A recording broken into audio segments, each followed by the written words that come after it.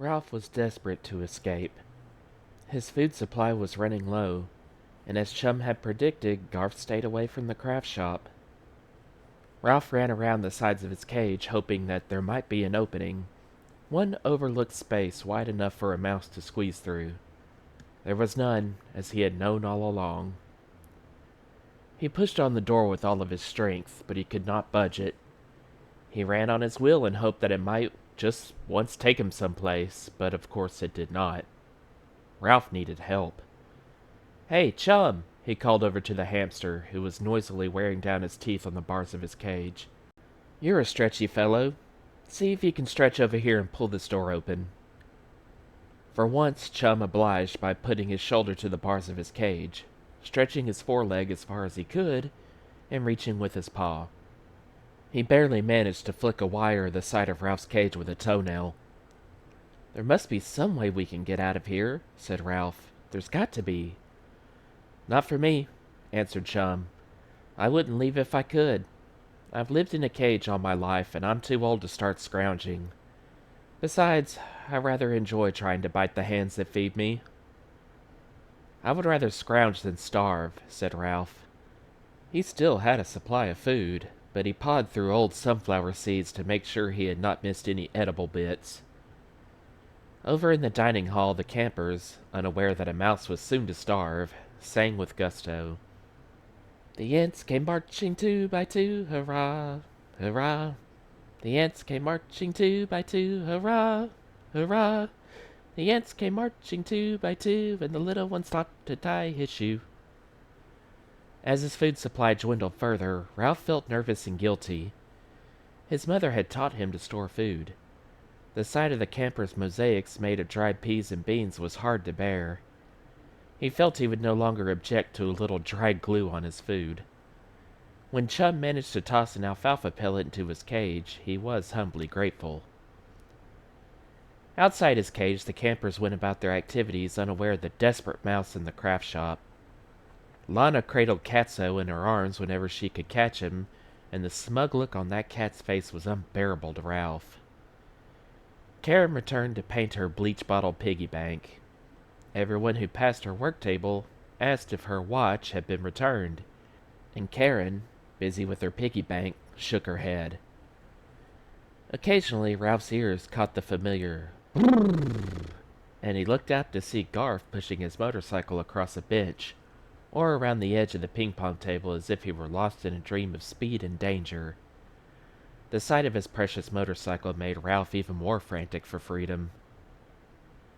And then to add to his troubles there was still Catso, who had been only temporarily amused by the wristwatch and would sooner or later, Ralph was sure, return to the cage.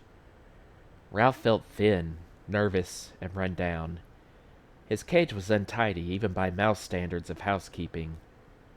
"I wish I knew how to stage a jailbreak," he confided to Chum. "If there is anything I can do to help, let me know," said Chum, and cracked a sunflower seed he had earned that morning when he had stuffed his cheeks until he had fallen to the bottom of his cage. "Chum might toss me a sunflower seed instead of those alfalfa pellets," thought Ralph crossly. At rest period, Aunt Jill came into the craft shop to straighten supply shelves. Ralph watched as she sorted dried seeds, which looked delicious, as well as weeds and pine cones. As he watched, he saw a possibility of help. After all, Aunt Jill, unlike most women, was kind to mice. Looking as small and as pitiful as possible, Ralph clung to the bars of his cage. In time, Aunt Jill noticed him. "Hello there, little fellow," she said kindly. Ralph made his whiskers quiver. "Let me out of here," he said, quite sure the woman could not understand.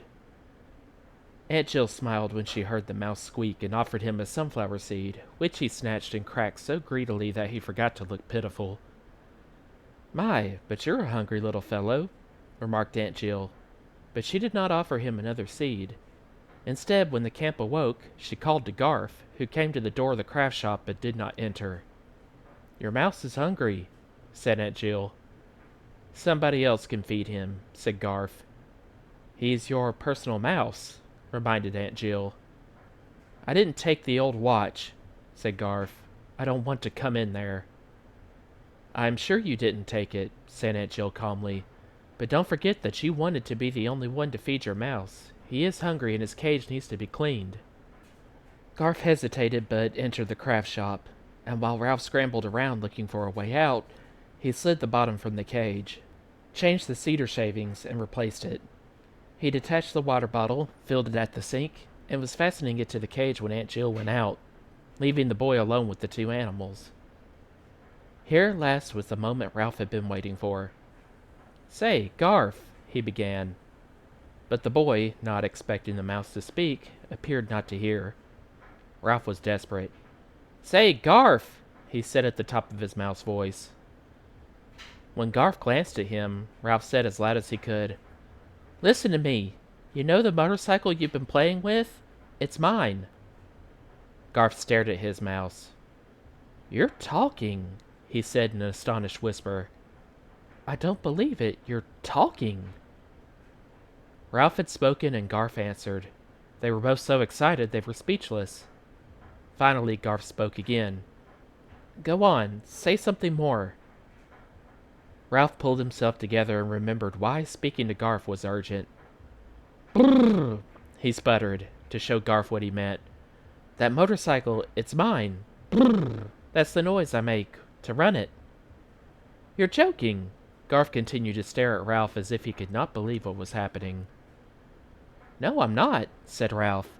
"I hid it under the bamboo leaves just before that cat pounced on me. I hid my crash helmet, too." "Your crash helmet?" Garth could not help laughing, which of course hurt Ralph's feelings. The boy pulled the motorcycle out of his pocket, studied it, and then studied Ralph. "It's the right size," he admitted. "If it's yours, where did you get it?" "Back at the Mountain View Inn." "The Mountain View Inn?" Garth was surprised. "What were you doing there?" "It is my home," said Ralph with dignity. "A boy who was a guest there gave me the motorcycle." "No kidding," Garth almost believed Ralph. "Let me out of here," pleaded Ralph. "I'll show you I can ride it." Garth looked as if he were tempted, but he said, almost regretfully, "No, you might run away, and I want to keep you." "Aw, come on, Garth," coaxed Ralph. "No," said Garth, "and I've got to get out of here. Aunt Jill just left to give me a chance to return that watch, and I don't have it. I don't have it, and I don't know where it is." Ralph saw an opportunity for bargaining. "I do," he said. "I know where the watch is." "Where?" asked Garth. "Let me out, and I'll tell you," said Ralph. "No," said Garth. "I'm going to take you home with me." "Your mother won't like it," said Ralph. "She'll make you get rid of me." He knew by the look on Garth's face that he had struck a sensitive spot, so he continued. "She will say I am messy, and she'll say I smell." Garth looked uncomfortable. "Let me out of here, and I'll show you where the watch is," persisted Ralph. Garth looked as if he might be tempted. He thought a while, and said, "My mother might let me keep a mouse. It wouldn't hurt to ask. And I don't want to know where the watch is. If anyone saw me trying to return it, they would say I stole it, and I didn't." Ralph's hopes dwindled. "I know you didn't steal it," he said, "because I know who did." "Who?" Naturally, Garth was curious to know the name of the real thief. Ralph considered. Should he tell, or should he not tell? He decided that telling might convince Garth that he was trying to help him. "Catso," he said. "Catso the cat took it." Garth gave Ralph a look of disgust. "Now I know you're lying," he said. "What would a cat do with a watch?" Ralph was beginning to feel frantic.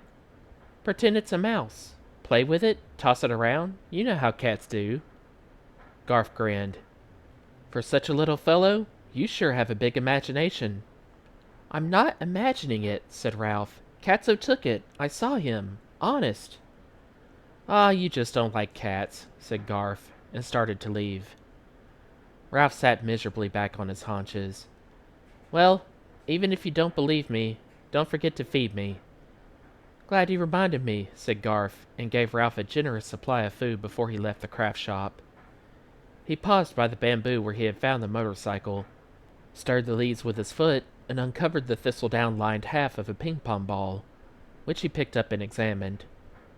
He glanced back in Ralph's direction before he put the helmet in his pocket and went to his lodge.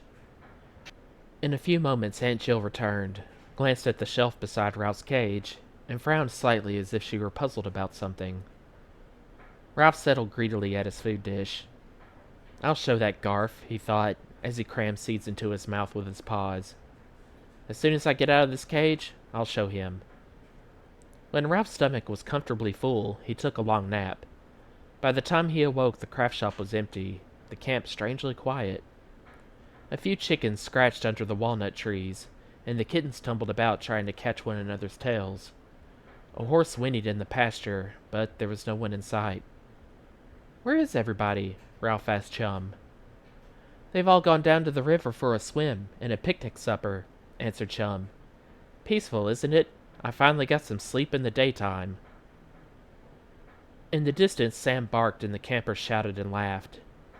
Ralph felt so stodgy from overeating that he went for a run on his wheel before he scuttled around the edges of his cage. His search was futile. Garf had replaced the bottom and fastened the door securely. Suddenly, the hair along Ralph's spine began to tingle. "Catso!" Ralph huddled in the corner of his cage and tried to make himself invisible. Catso squeezed through the hole in the screen and landed with a soft thud on the workbench beneath Ralph's cage. Ralph squeezed himself into a tighter ball. He felt as if the beat of his heart was as loud as the tick of the missing watch. Why couldn't Sam stay home and guard the camp the way he was supposed to? This time there was no watch to distract Catso. Catso stood with his front paws on Ralph's shelf and sniffed the cage. Then he sat down and calmly began to wash. First his right ear, then his left. The suspense was more than Ralph could bear. Catso stretched out his left hind leg and began to groom his left hind foot. He licked with long, careful licks, combing his fur neatly towards his toes. Suddenly, Ralph had an inspiration. He was about to take a terrible chance, but with no one to protect him from a sneaky cat, he had nothing to lose. Anything was better than cringing in a corner waiting for that beast to watch and comb every hair on his body. Ralph took charge. He left his corner, sprang on his wheel, and raced so fast he looped the loop. The activity caught Catso's attention all right. The cat sat there with his hind leg in the air, looking surprised. Ralph leaped from his wheel and faced Catso through his bars. The cat forgot about his grooming, and, jumping to his feet, placed his front paws on the shelf and stared into Ralph's cage. Hiding his terror, Ralph stared back. "If there's one thing I can't stand, it's a disrespectful mouse," said Catso, and with a swipe of his paw sent the cage flying. Ralph was prepared. He hung onto the bars and braced himself. Water splashed and seeds flew. One corner of the cage struck the work table, jarring the bottom loose, exactly as Ralph had planned. The cage bounced and landed on its side. Ralph sprang out from what had once been the bottom. This accident was his chance. Catso pounced, but before his paws could land on Ralph, he was thrown off his aim by a sudden hissing sound from above. Startled, he missed Ralph's tail by the width of a whisker. Ralph was startled too, but the unexpected noise did not prevent him from scrambling behind a jar of nails on the work table. When Ralph got up the courage to peek around the jar of nails, he saw Catso staring up at Chum's cage. He heard the hissing sound again and knew that it must be coming from Chum. Good old Chum. Ralph hadn't known that a hamster knew how to hiss. When Catso recovered from his surprise, he was after Ralph, who dashed from behind the nails as the jar was sent rolling across the table. It landed on the floor and broke, scattering nails across the craft shop. Ralph leaped behind the supplies of beans and peas and hamster food with Catso after him. Jars crashed, bags tumbled and split as they fell. Crash, bang! Noise and flying glass did not stop Catso. Ralph leaped behind the big spools of lanyard plastic. Catso knocked over the spools and the plastic unreeled, tangling about his feet. While Catso freed himself from the plastic, Ralph found behind the work table a slanting piece of wood that was a brace between the studs of the rough walls of the craft shop. Ralph ran down the brace as Catso tried to squeeze his head between the edge of the work table and the wall. He could get his head in the space, but not the rest of his body. He pulled back his head and tried to reach Ralph with his paw. Ralph, however, was too far down the brace. Next, Katso leaped to the floor and ran under the table. Ralph scurried up the brace so that he was above the table and beyond Katso's reaching paw. Back to the tabletop went Katso, and down the brace ran Ralph, once again beyond the stretch of those curved and groping claws. Frantic with frustration, the cat sprang from the table while Ralph ran up the brace. Once more, Katso reached and stretched and groped. Ralph's courage and confidence had returned. He advanced within half an inch of Katso's longest reach. Katso tried, but could stretch his foreleg no further. Ralph sat down and said, "This could go on all day. You might as well give up. You know I'm too smart for you." Katso, after one more effort to stretch farther, withdrew his paw, came out from under the table, and picked his way daintily and disdainfully through the jumble of seeds, nails, and plastic cord, as if the mess was beneath his notice. He held his tail proudly erect, but he did not fool Ralph. That cat had been defeated. Katso squeezed out the hole in the screen door.